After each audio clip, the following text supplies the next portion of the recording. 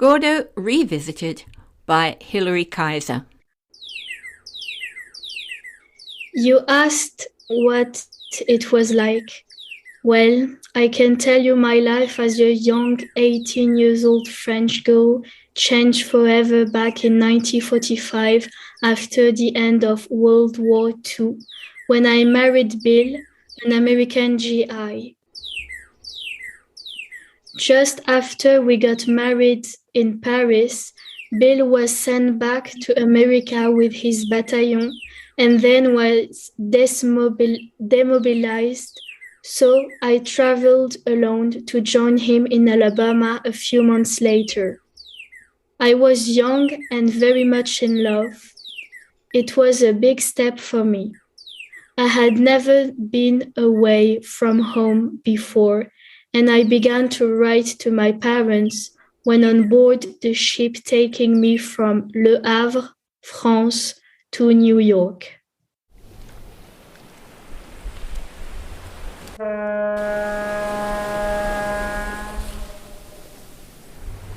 Chère maman, cher papa, I'm on a boat they call a Liberty ship.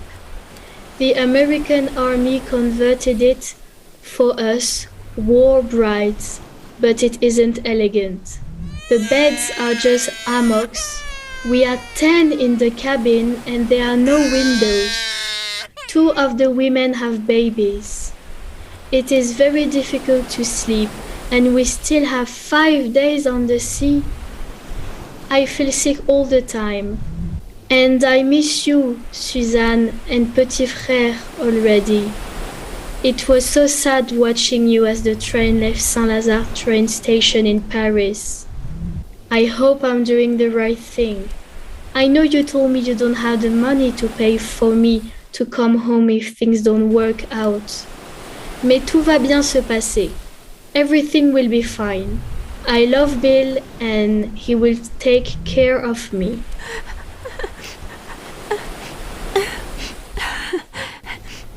I love you very much and will write you again when I get to America.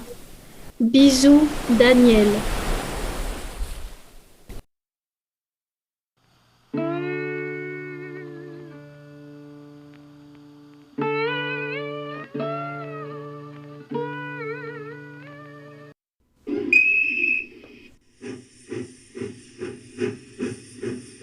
Tuscaloosa next stop, then Gordo, Tuscaloosa next stop.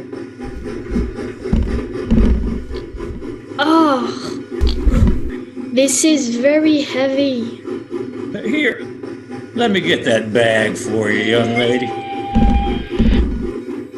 Thank you, sir. First time in Tuscaloosa? Yes, it is. No, I mean, I no go to Tuscaloosa, but I get ready now. I go to Gordo. Gordo? I never heard of it, but I'm not from around here. I'm going on to Columbus in Mississippi. Gordo is where my husband lives. Your husband? Oh, you are married. I didn't know. You look so young. Yes, we married 6 months ago after the war was over. He's a veteran. Ah, GI, was he?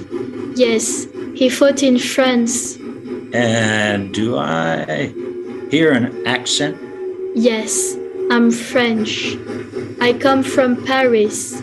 My English not so good. Oh, it's fine. I'm sure you'll manage. I hope so. Everything is so new for me. The language, the food, the customs, and we were not together very long. I hope I recognize him. I'm sure you will. What does your husband do? His father has a farm. They have cows and grow the cotton. And what do your parents do? They have a tabac, a cafe where they sell the drinks and the tobacco. Oh, my poor dear. Farm life is going to be very different for you. I know, but I'm very happy to come to America. America is my dream. It is very hard in France after the war. No food, no heat, no fun, I think you say. Well, life on a farm isn't always fun either. Bill told me that too. But now we will be together, and I know how to work hard. I'm sure we will Succeed? I sure hope so.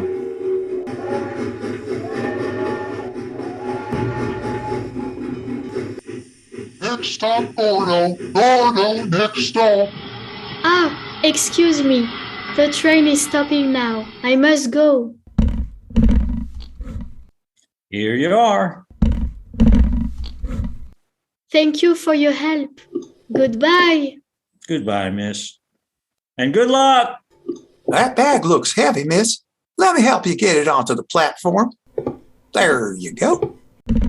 Thank you. You're welcome. Bye. Bye. Pretty girl, wasn't she? Very.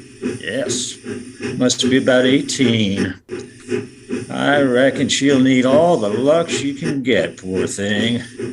One of those starry-eyed young war brides I read about, leaving France all on her own and coming to a farm in Alabama. I sure hope her husband is good to her.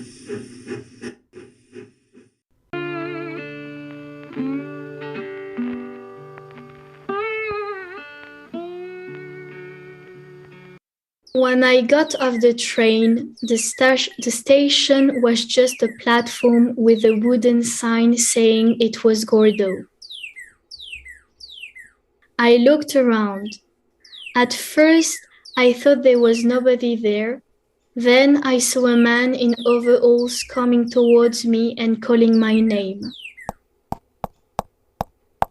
Danielle, darling. Ah, c'est toi, Bill, chérie.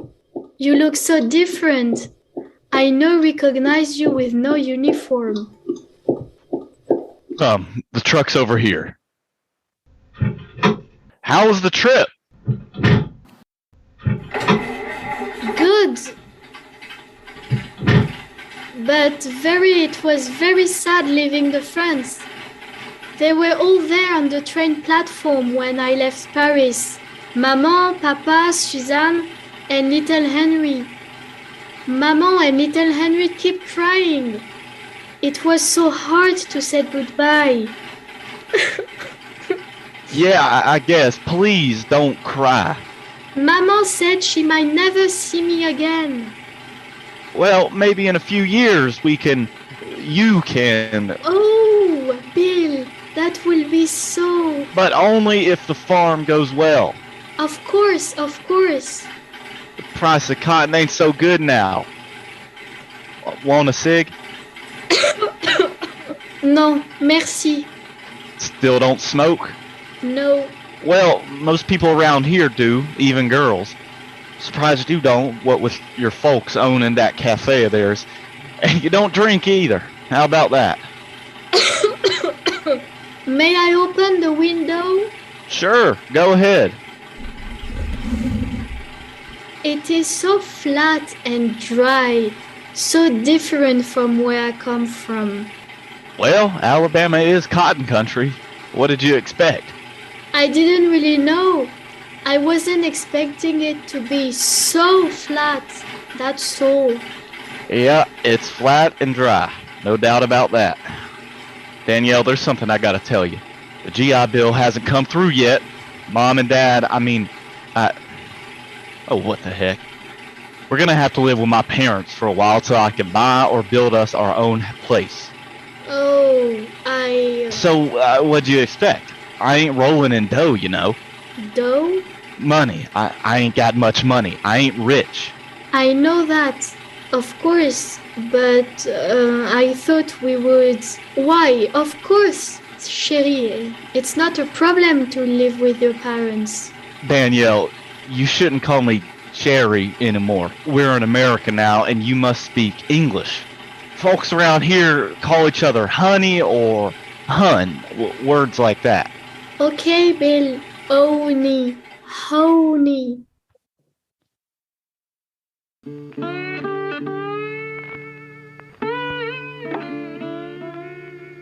It was hard living with Bill's parents. Almost from the very beginning, I never seemed to do things right. For example, I remember once when Bill's mother and I were going out to the market. Child, what on earth do you have on your feet? You don't need to wear high-heeled shoes to go to the market. The others I have are in wood. Wood? Goodness gracious. You see, during the war, we didn't have leather and... Well, we'll just have to get you some good, sturdy walking shoes then. Your heels sure are pretty, though. Are they French? No, we don't have shoes like that in France. I bought them in New York before getting on the train. I wanted to begin my new life in America with a new pair of shoes. I thought you would like them. Where'd you buy them? Macy's. The Red Cross lady took us there. They look very expensive. Yes, they were. I used up most of the money my mother gave me when I left France. Really? How much were they then? $30. $30? What? I can't believe it. $30 for a pair of shoes? It's much too much to spend on shoes. Now, you must be more careful with your money. You'll put Bill out of house and home if you spend money like that. Promise you won't do it anything like that again. Yes, Mary, I promise.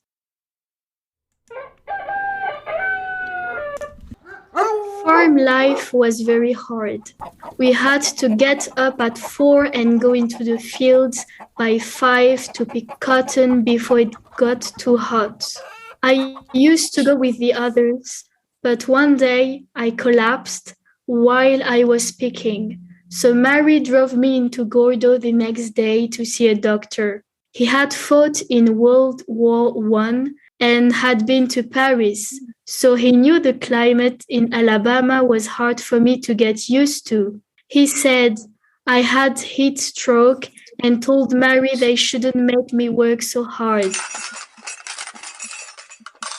At that time, we all would eat dinner together, and Ruby, the colored girl who helped around the house, would cook for us.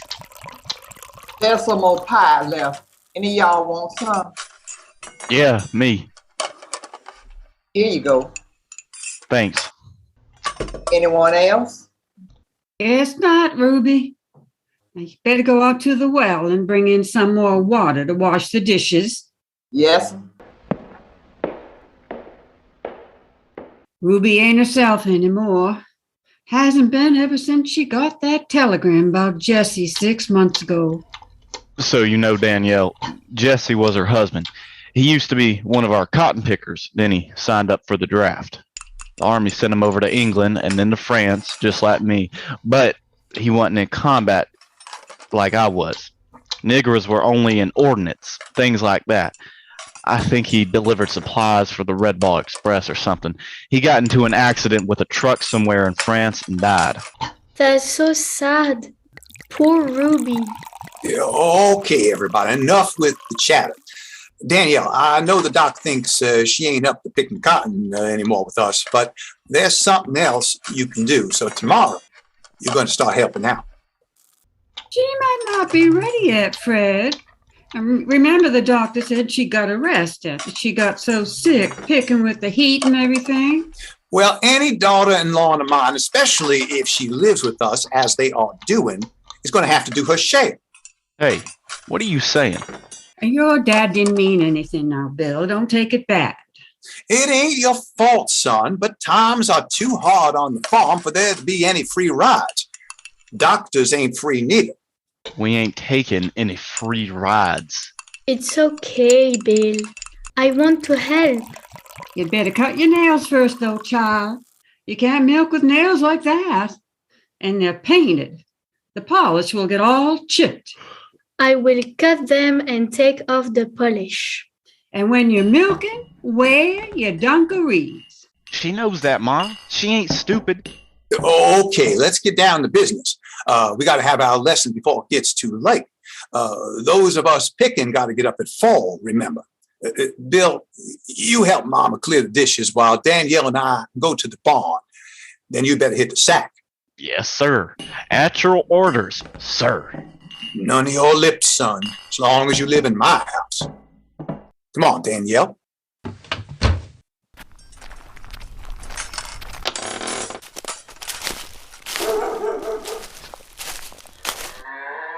Now, Danielle, you got to listen very carefully. It ain't milking time now, but I'm going to show you how to do it. And tomorrow, I want you to try doing it by yourself, okay? D'accord. I mean to say, okay. Right then. This here is Buttercup. You sit down on that stool next to her and put the bucket under her. But before you start, I want you to wash and brush her udder and teats with warm water. The udder, the teats. They're the part of the cow that give milk. Look, this is the udder. It's like a bag and hangs under Buttercup. It's furry, and these are her 4 teats. They have no fur. They're rough skin. The tits. No, you say teats, not tits. They're the cow's nipples, like those lovely breasts of yours, for baby's milk. Oh, I see. So, after you wash and brush the udder and the teats with warm water, you dry them off with a rag. Of course, you also got to wash and scrub your own hands first. Everything must be very clean when you milk. After that, you should rub and pat Buttercup's udder a little before you start milking. And talk to her a bit as you do it. She likes that. Her udder will be full of milk and her teats will be hard to the touch. Okay. Then, after you do that, you're ready to start milking. Like this.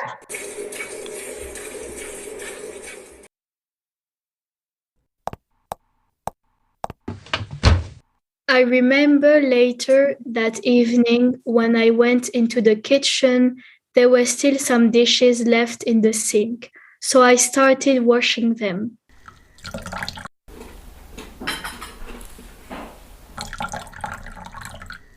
Then Ruby came in carrying a pail of water. Oh, Miss Danielle, stop. That's my job. What you doing up still? It's very early and I'm not really tired. I don't mind washing them. You have so much work to do. No matter. Working keeps my mind off of things. Bill told me about your husband. I'm very sorry, Ruby. It must be difficult. Yes, sir. It is. He was driving a truck somewhere in France and hit a tree. He died and is buried over there. The army hasn't told me where. You know, we was married for 2 years before he went off, and we started making plans. Plans? Plans to go north. Jesse wanted to work for Mr. Ford up in Detroit, like a lot of other pickers who used to work on the farms around here.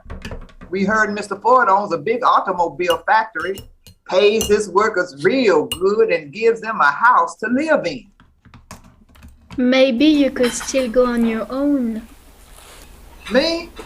By myself? No, ma'am. I ain't up to doing that. I don't know anyone in Detroit, and what would I do up there without my husband? We was going to go together and then start a family. And now?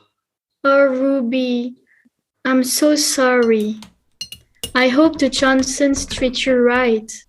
Yeah, I guess they does. It just seems that sometimes Mr. Johnson comes too close and Ruby, what do you mean? Well, I heard stories of white farmers doing things to colored girls, and I'm afraid someday... Oh dear, that isn't good. Danielle, what are you doing down here? I thought you and Bill were already in bed. I wasn't tired. Ruby and I were just talking. Whatever could you two be talking about? She was telling me about her husband. She also said, Excuse me, Danielle, Mr. Johnson. I think I better get going now. I got some mending to do for Miss Mary back at my place. Just leave the dishes, Miss Danielle. I'll come in early tomorrow and finish them up. Night. Night. Nah. That's funny. Wonder why she rushed off like that.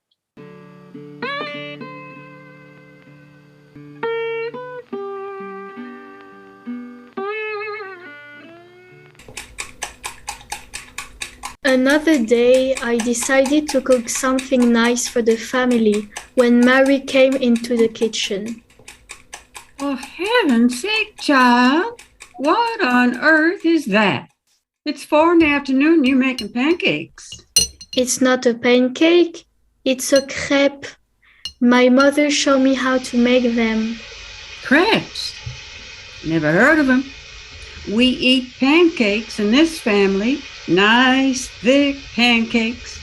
Didn't anyone ever teach you how to make a proper pancake? No, but my mother taught me how to make the crepes, and the crepes are supposed to be, how you say, thin.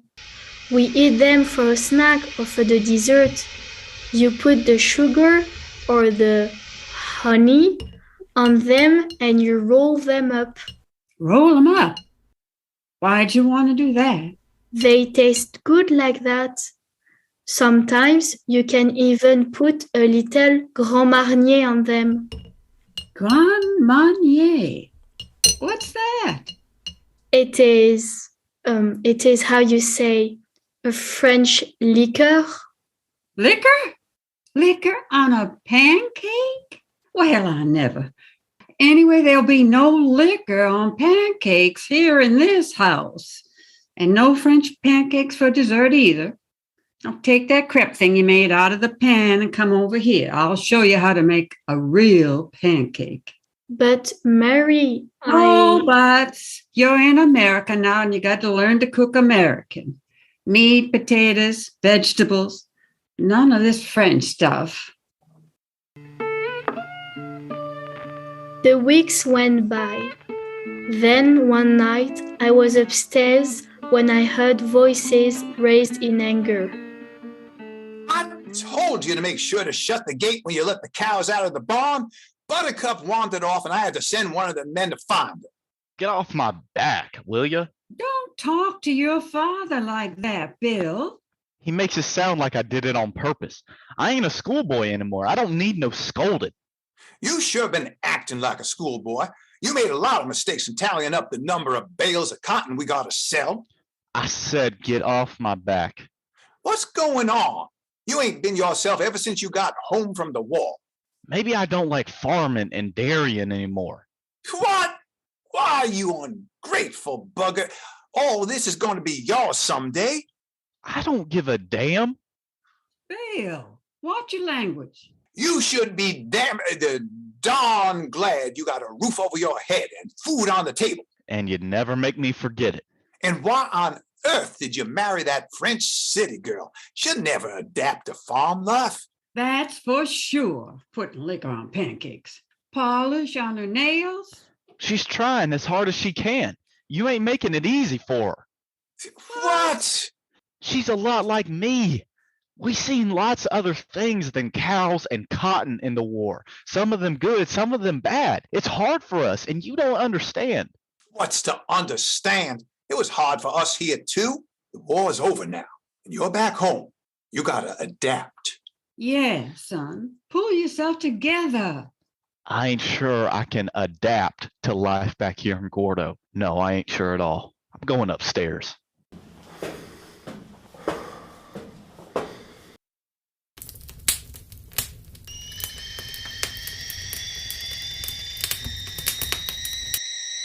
Another day, I walked into the kitchen and found Ruby reading a letter. So I asked her about it. What's that, Ruby? Received a letter? It's from the U.S. Army. The U.S. Army? Wow, impressionnant. Some organization, let me see what it's called. The American Battle Monuments Commission wrote him. The language is really hard for me to understand, but I think the letter's telling me my husband's body is in some temporary cemetery in a town called St. James. They's building a permanent cemetery and Joe's body be buried there later on. You must be glad to know where he is. Yes, I am, but it's so darn far away. Hey, Danielle, do you know St. James? It's in some place called Brittany. I heard of Normandy, but not Brittany. Brittany? It's a province, a part of France.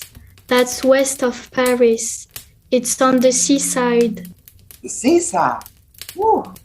I got a letter from Joe before he died about him seeing the sea. He loved it. He also said when he was driving his truck east delivering ammunition to the troops, the countryside was very green. It is much greener than here, and there are hills too. I'm sure he loves seeing them hills. You know, we don't have them here. I sure hope he's buried in a pretty place. I'm sure he is. Maybe you'll get to see it someday. A little chance of that.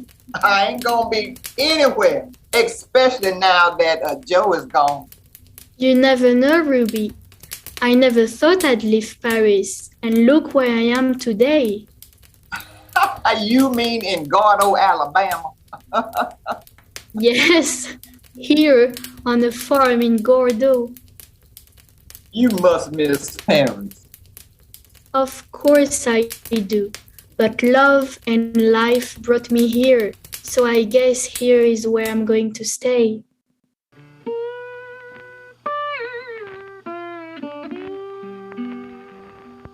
Several months later, I found Bill drinking whiskey out of a bottle and throwing books, papers, and clothes around our room. Hell with these almanacs and these ledgers and dungarees and to working my ass off for my father. Mon Dieu, Bill, what is it? What's happening? Your parents will hear you. They've gone out, and even if they were here, I don't give a shit. I'm not a little kid anymore. I can do what I want. Bill, you've been drinking again. You know I don't like you to. To what, Miss Prissy? To drink the way you do. You become a different person. Yeah, different from the real Bill, you mean? Well, the real Bill doesn't want to be a farmer anymore. The farm is going to hell anyway. The niggers don't work as good as they used to, and we ain't got enough animals to... I know you don't like working for your father, but... Well, Billy Boy has decided to get out of here. What do you mean? I was going to tell you. I got a plan. I'm going to use the money from my GI Bill to buy a truck and start my own business. People are going to need men like me to haul things long distance. Long distance? Leave the farm? What about me? Don't worry, I'll be away a lot, but I'll send you money and I'll rent a place closer to town for you to live in. But I won't know anyone and... Danielle, I gotta get out of here. I'm sure we can find a solution. A solution? I found a solution. For you maybe, Bill, but not for us. I was just about to tell you something too. Something important. What? Can't you guess? Why are you holding your stomach like that? Oh my gosh. Do you mean? Yes. The doctor says it's already 3 months. Listen, Danielle, that's great. It really is, but I still gotta go. I'm going crazy here. Only drinking like this keeps my mind off things. The war changed me. I gotta move. I can't stay in Gordo. You can't stay in Gordo, but I can. Is that what you mean? Yeah, Danielle, that's what I mean.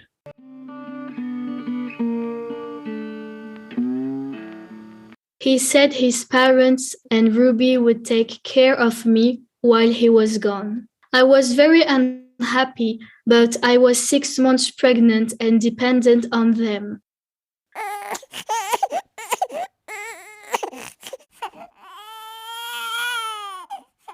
After the baby was born, Bill came back to see us and then he left again.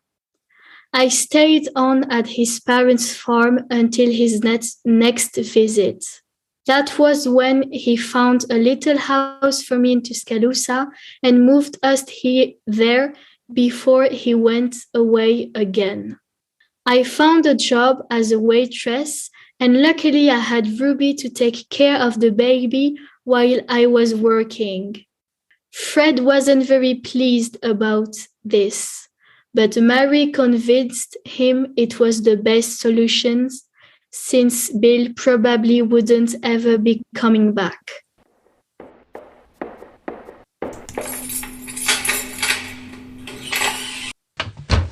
Hush, little baby, don't you cry. Ruby's gonna sing you a lullaby. Look at you two. You're spoiling her, Ruby. Oh, I ain't spoiling her, Danielle. Just loving her to life. And she loves you too. You can see it in her eyes and her smile. Here, let me hold her for a while.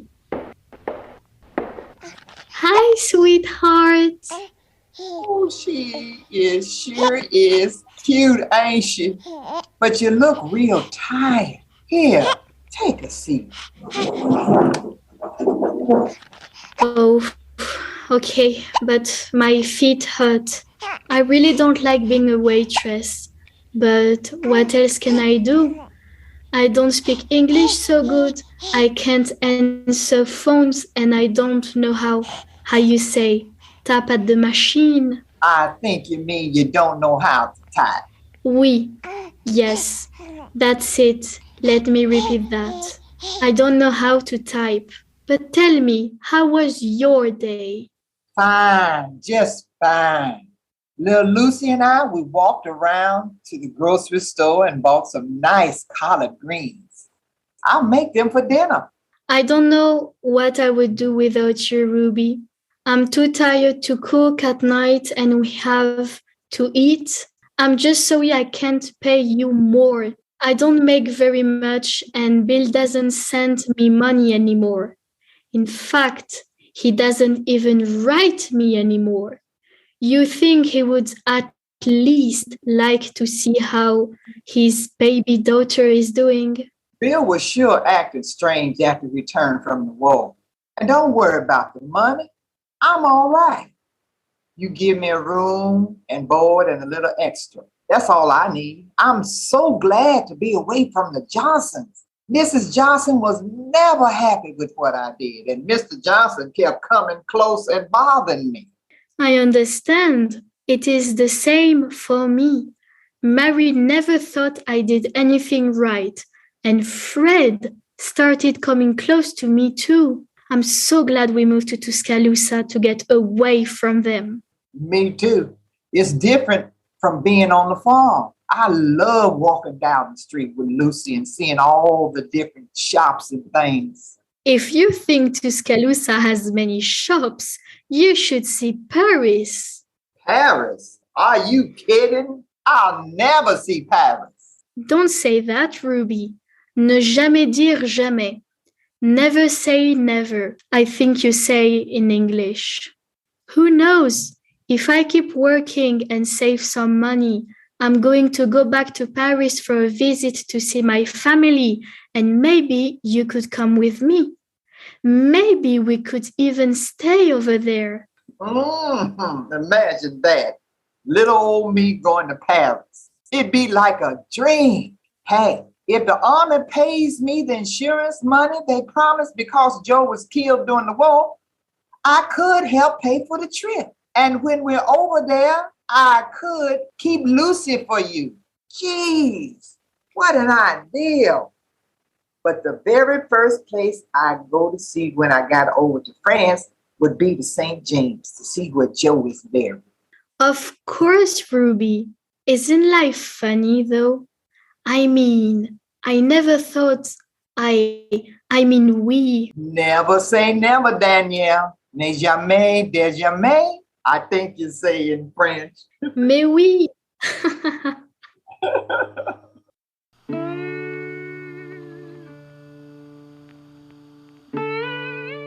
You have been listening to Gordo Revisited by Hilary Kaiser, with Lucy Subra as Danielle, Andrew Randolph as Bill, Sugar D. Rosenblum as Ruby, Wanda O'Connell was Mary, Rich Amada was Fred, and Joe Wilkins was the old man on the train. It was produced by Brianda Cross. For more information about the cast and their previous works, please go to fastfictionpodcast.com or behindthescript.com. Thank you.